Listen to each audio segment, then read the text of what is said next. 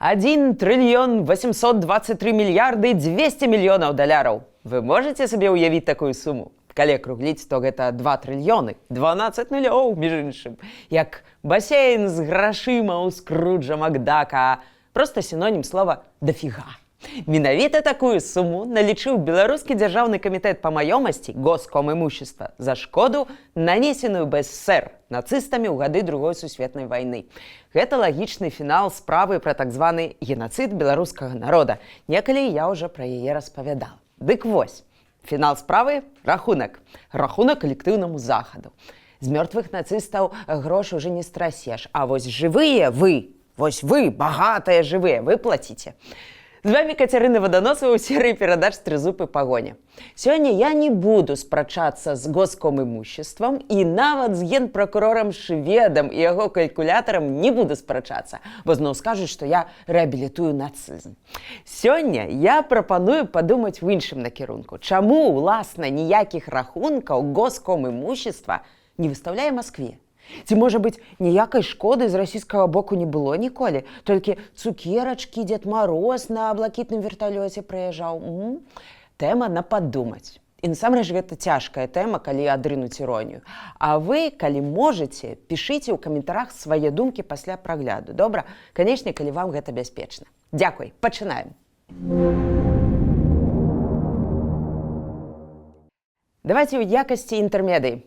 Сённяшняя Германія – вельмі цікавая краіна, унікальны, напэўна, выпадак. ФРГ не лічыць сябе пераемніцай Трэцяга рэйху, асуджае яго злачынствы, але плаціць па яго рахунках. Паслядоўна, шмат гадоў, і не толькі яўрэям, але і іншым краінам, народам, якія пацярпелі ў гады Другой сусветнай вайны. Расія акурат лічыць сябе пераемніцай Масковіі, Расійскай імперыі, Савецкага Саюзу. І пры гэтым лагічна ж, калі ты спадкаеміш актывы, славу, веліч, багацці, то спадкаеміш і пасівы, праўда? Злачынствы, факты генацыду, адціснутыя тэрыторыі. І з гэтым трэба неяк разлічыцца.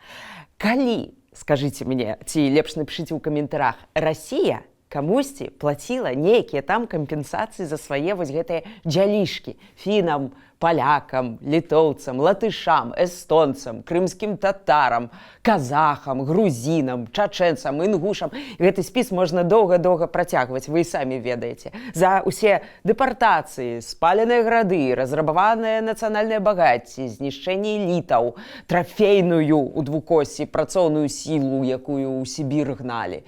Калі кожны з гэтых народаў уключыць калькулятар, то падумайце, калі ласка, якія там намалююцца сумы, а? Колькі там будзе нулёў? Дык вось слухайце, а чаму б беларускаму Госкомімуществу на пару з генпракурорам Шведам не звярнуцца з прэтэнзіямі да расійскага боку за ўсе доўгія гады нашай братняй дружбы? Давайце прыкінем, чыста для цікавасці. Можа быць, чагосьці нашкрабецца па сусеках. Даставайце свае калькулятары, будзем лічыць. Самая страшная вайна ў гісторыі Беларусі, калі браць сухія лічбы і факты, гэта не Другая сусветная. Гаворка пра невядомую вайну 1654-1667 або маскоўскі патоп. Чаму яна невядомая? Бо ў савецкіх падручніках пра яе не пісалі. А значыць, калі не пісалі, то яе не было, правда? Падчас тых падзеяў загінула прыкладна палова жыхароў Беларусі, кожны другі. 1650 год – 2,9 мільёны жыхароў, 1673 год – 1,4 мільёны. Уявіце сабе, розніца. Вось апісанне ўваходу маскоўскіх войскаў князя Хаванскага ў Берасцейскі павет, 1660 год. Агнём і мечам пустошылі і палілі месты, воласці і вёскі. Гэтаксама духоўныя і панскія двары губілі і палілі, люд сціналі, мардавалі. Дзе і места камянец, апанаваўшы пазаставалых людзей, сціналі, мардавалі, места палілі, а другіх па пушчах і лясах заспеўшы мардавалі і забівалі. І нямала людзей значных, службовых, тыранска на смерць памардавалі. Які горад не вазьмі, тая ж карціна. Сціналі, мардавалі, мардавалі, сціналі. У Берасці, у вялікім горадзе, між іншым, людзей засталася жменька. Так і пішуць, жменька. Ва ўсходніх ваяводствах, Віцебскім, Сціслаўскім, Менскім, Полацкім, было страчана да 2/3 насельніцтва. На Шклоўшчыне засталася добра калі 1/5 частка насельніцтва. Вось тыповае апісанне з інвентару 1661 году. Цімок Гончаў зусім вымер, пляц пусты. Алексеева памерла з сынамі і пасынкамі. Правільна? Вайна запускае эфект даміно. Голад, мор, міграцыя, і гэта ты так проста не спыніш. Прычым маскавіты, яны ж па-свойму таксама хазяйственныя. Ратушу ці касцёл ты ж за сабой не ўцягнеш, праўда? А людзей уцягнеш. Таму на Масковіі акурат у той час адбываецца рэнесанс рабатаргоўлі. Людзей з нашых земляў перакідвалі на рынкі да Чорнага мора, іх прадавалі ў арабскі свет. Чаму бы не, праўда? Тыя гарады, якія маскавітам не паддаваліся, яны штурмавалі і выразалі. А тыя, якія самі адчынялі брамы, маскалі бралі ў абарот, людзей неволют, в палон емлют, да Масквы адвозят. Так у адной толькі мяшчанскай слабадзе ў Маскве, гэта адзін раён, апынулася каля 500 беларускіх сем'яў са Шклова, Оршы, Дуброўна, Барысава, Горак і гэтак далей.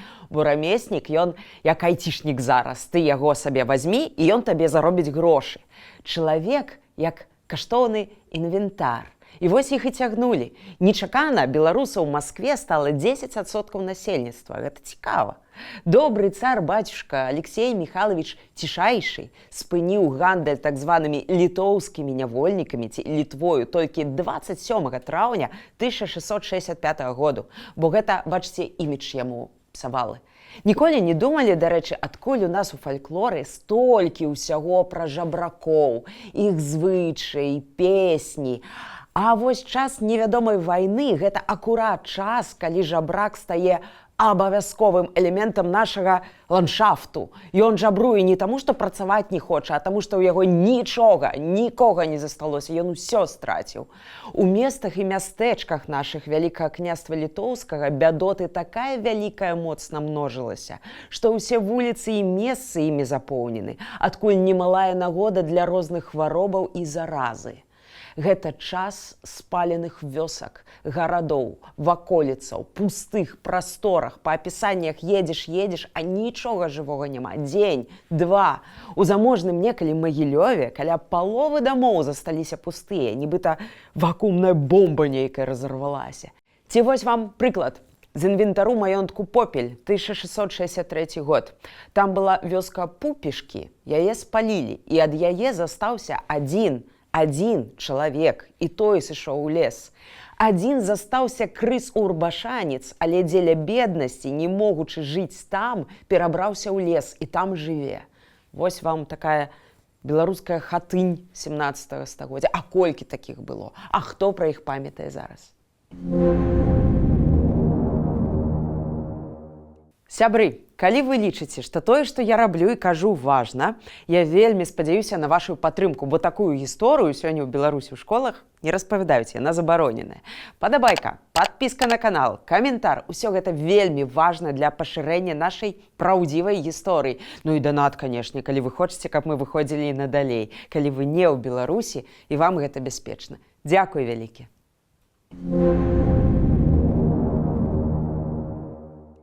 А далей была самая дзіўная, напэўна, вайна ў гісторыі Рэчы Паспалітай, паўночная вайна. Дзіўная, бо ў той вайне намінальна наша дзяржава была саюзніцай Масковіі, пераможцы. Але сама ж проста легла на алтар перамогі Масковіі, то бок Петра I. Недаўна я рабіла серыю пра Карла XII, які куды больш выглядаў на нашага саюзніка, чым на ворага. І гэта парадокс.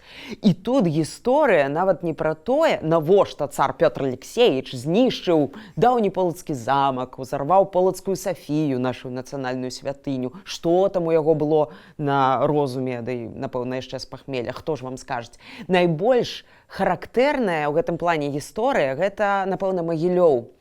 Узяць горад маскалі былі не ў сілах, а вось калі шведы адтуль сышлі, маскалі зайшлі і адыграліся на месцічах.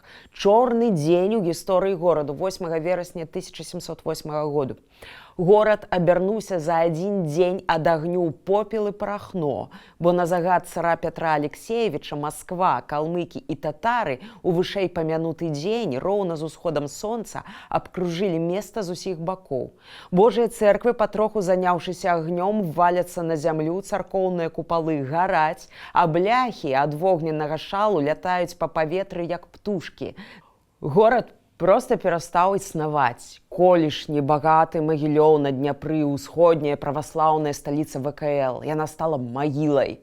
Бязбожнымі маскоўскімі рукамі абрабаваны і ў попел ператвораны, як піша храніст.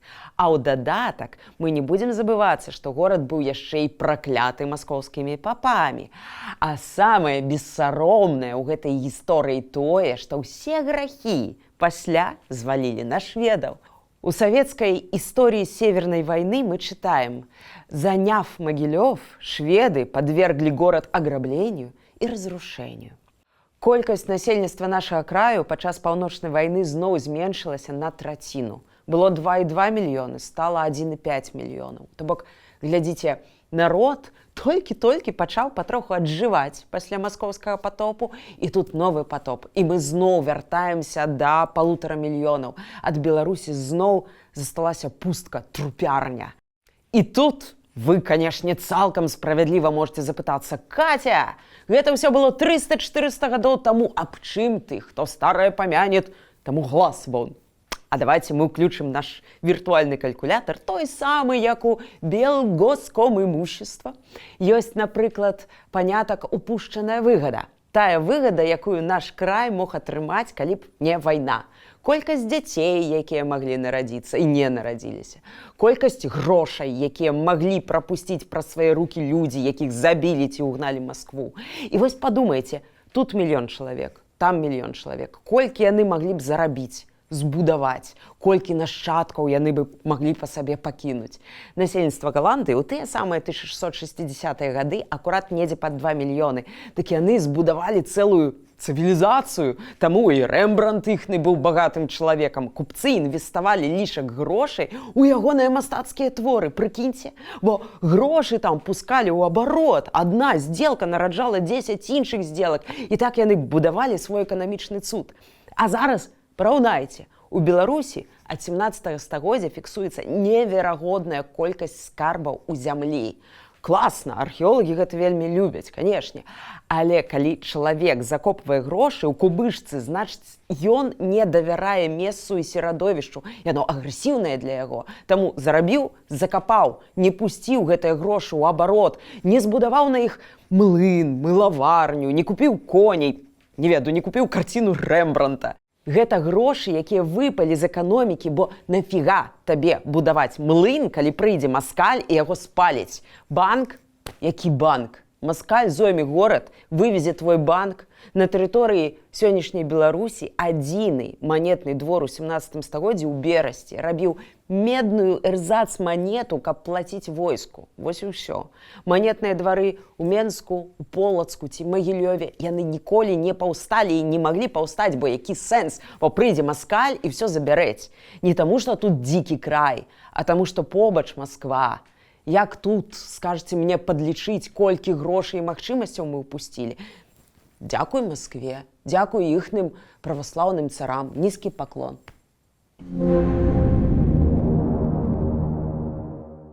На пачатку 19 стагоддзя гісторыя паўтараецца, бо паход Наполеона на Расію, а нам пашчасціла жыць ужо ў расійскай імперыі пасля падзелу Рэчы Паспалітай. Ну і зноў, божачкі, я насамрэч стамілася гэта казаць, кроў, пустэча, зомбіленд, мінус 1 мільён чалавек.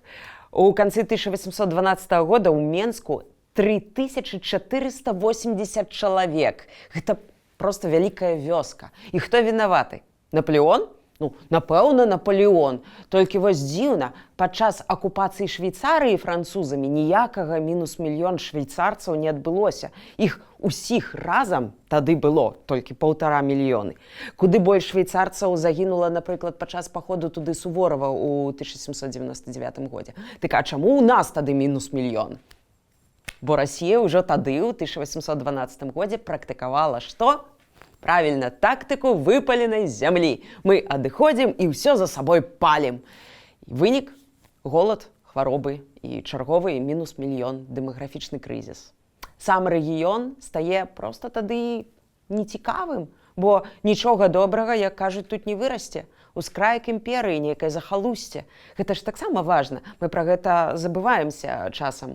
Нават у 18 стагоддзі, калі край раскатаны быў войнамі, гэта ўсё яшчэ было важнае месца.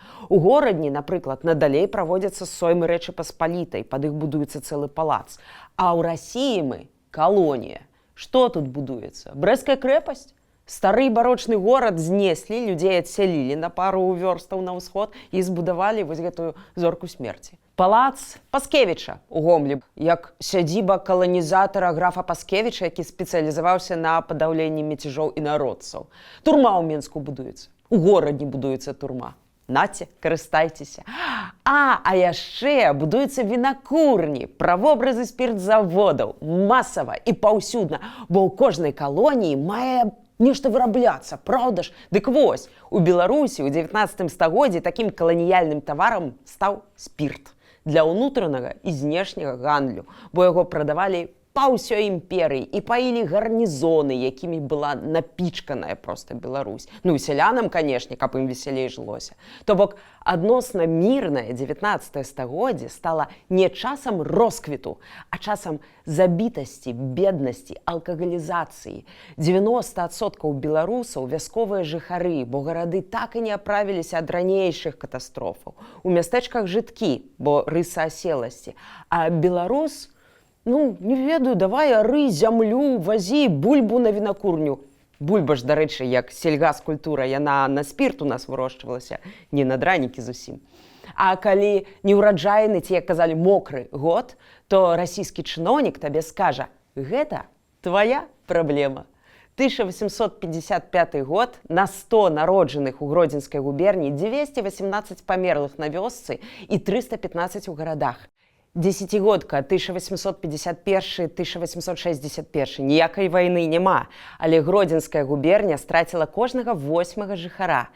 Пры гэтым дзяржаўныя квоты на выраб гарэлкі ніхто не адмяняе. У 1854 годзе той квоты б хапіла, каб пракарміць 170 000 чалавек. Паўлітры гарэлкі на той час каштуюць як 2 кілаграмы мяса. Але, слухайце, што там тыя людзі, праўда, трэба спірт.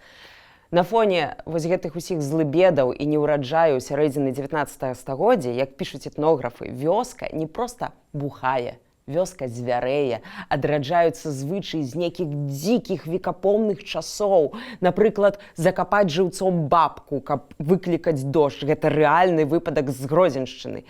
І вось гэта благословеныя, сытыя царскія часы, мядовыя гады, благадзенствие.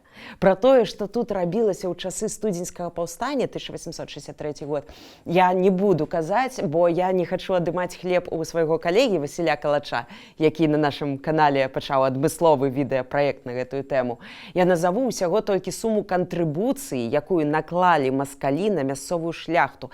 6 400 873 рублі. Гэта, калі што, палова кошту, за які Расія прадала Амерыцы Аляску, для параўнання. І сума 6,5 мільёнаў гэта ўсяго за 2 гады да 1864 году.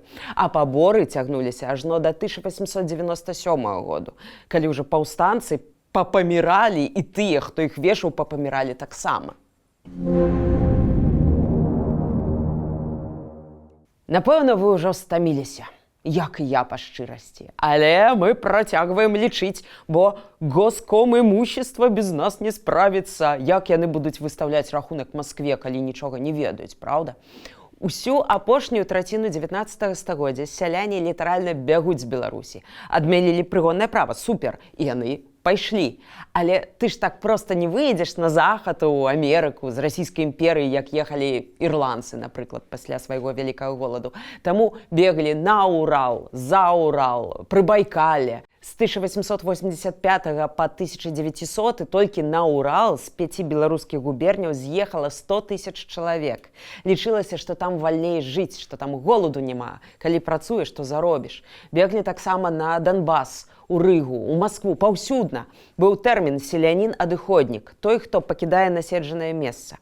У 1890-е ў Беларусі сялян адыходнікаў налічвалася да 300 тысяч чалавек штогод. Вось красамоўная вельмі цытата Гарэцкага з аповесці «Дзве душы» пра тое самае.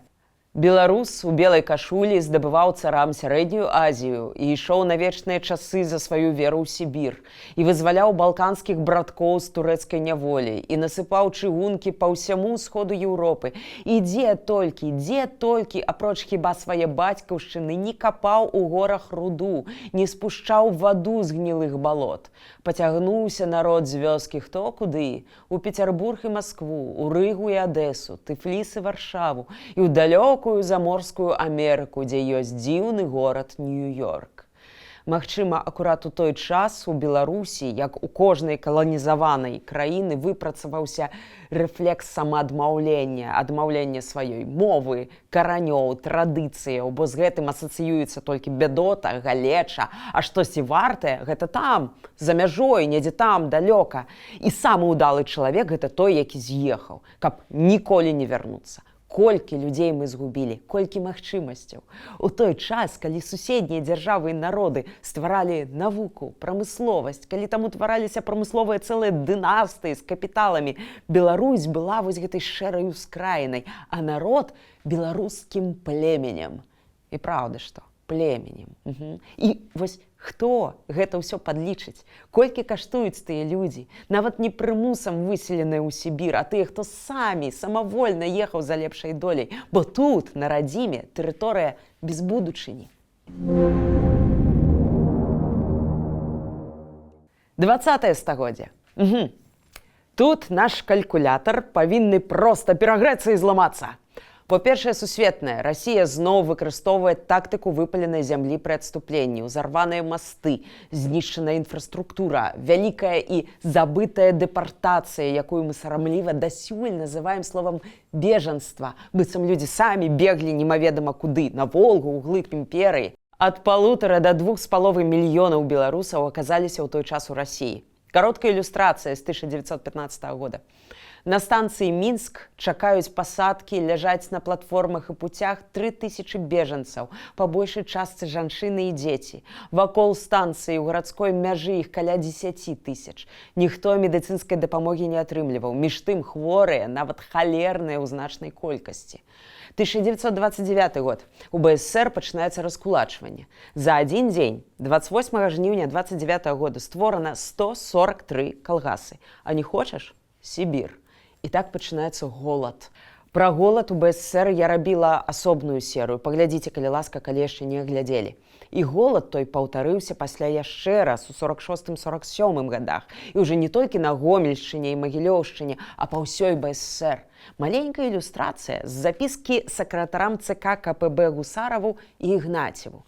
У Брагінскім раёне ў перыяд заканчэння севу 2 калгаснікі, працуючы за плугам, зваліліся і памерлі. Дзіцячыя садкі і прыёмнікі перапоўненыя дзецьмі, якіх бацькі кінулі праз немагчымасць пракарміць. Так, у мазырскім дзіцячым доме, разлічаным на 50 дзяцей, знаходзіцца 137 дзяцей. Толькі той паваенны голад унёс каля 300 000 жыццяў. Зрэшты, сектар архіву КПБ, дзе ляжаць дакументы на гэтую тэму з 90-х гадоў, зноў чамусьці закрыты. Вось так. Сталінскі тэрор. Ніхто дасюль не скажа вам дакладнай колькасці пацярпелых. 600 000 чалавек, 1,2 мільёны, 1,6 мільёнаў. Колькі з'елі гулаг, курапаты, кабылякі пад Оршай. Вынішчэнне інтэлігенцыі, вынішчэнне сялянства, духавенства, камерсантаў, лекараў, проста ўсіх запар, уключна з вайскоўцамі, з самімі камуністамі. Вось колькі павінна каштаваць жыццё мільёну чалавек? Як гэта падлічыць? Я, напрыклад, не ведаю. А самае цынічнае ў гэтай ўсёй гісторыі, што ахвяры сталінскага тэрору людзі, якія сталі лічбамі, а лічбы дэмаграфічнай ямай, гэта ўсё, канешне ж, запісалі на рахунак Другой сусветнай вайны. Бо вайна была. Просты адказ на ўсе пытанні, праўда ж?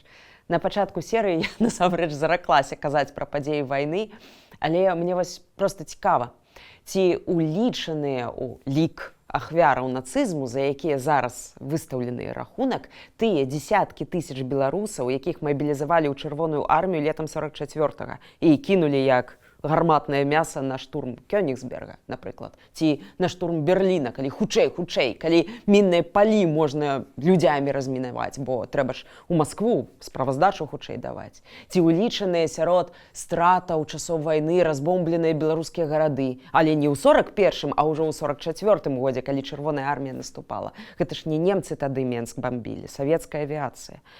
Пра ўсе радасці, пра ўсе вось гэтыя падарункі савецкага строю беларусам насамрэч можна доўга расказваць, але над усім гэтым так ці інакш ззяе зорачкай Чарнобыль. Забруджаная 5-я частка краіны. Пацярпела ўся краіна. Хто за гэта адказваў? З каго тут трэсці кампенсацыі? З Міністэрства срэдняга машынастраення, якое адказвала за атамную энергетыку? З Гарбачова? З ваенных, якія расстрэльвалі хмары над Беларусю, каб яны не ішлі ў бок Масквы? Колькі гэта ўсё каштуе? Скажыце мне, калі ласка, мне, як хворай на рак. Колькі тут нулёў? Ці існуе такая сума наогул, каб гэта ўсё канвертаваць? Усё тое, што я зараз пералічваю, гэта нават блізка не спроба навуковага даследавання ці сур'ёзнага аналізу. Гэта проста факты з памяці, які ведае кожны, хто цікавіцца гісторыяй. Ну, ці меў бы ведаць кожны. Сур'ёзныя навукоўцы, можа быць, няхай напішуць пра гэта кнігу ці шматтомнік, калі ласка. Мне цяжка сказаць, цяжка ацаніць нават тое, пра што я казала. Колькі каштуе спалены Магілёў, колькі каштуе скрадзены крыжкі Фрасіні Полацкай, узарваныя на шчэбень Барысавы камяні, які кошт Смаленшчыны ці Невельшчыны, якіх мы не далічыліся ў складзе незалежнай Беларусі. Колькі каштуюць слёзы любога дзіцяці, якога кінулі бацькі з-за чырвонага голаду ў 30-е на Брагіншчыне якой-небудзь. Гэта не лічбы, гэта не нолікі, гэта наш гістарычны рахунак, які мы абавязаныя выставіць Маскве. Не сума грошай, а стаўленне і сума дзеянняў. Хаця, магчыма, можа быць, вы лічыце іначай. І варта проста забыцца на гэта ўсё і дараваць. Ну яго, пра што тут гаварыць? Было і сплыло. Пішыце свае думкі ў каментарах, калі ласка, добра? Калі, канешне, вам гэта бяспечна. Дзякуй. А на сёння мы развітваемся. Будзьма разам з сапраўднай гісторыяй. Будзьма разам з Украінай.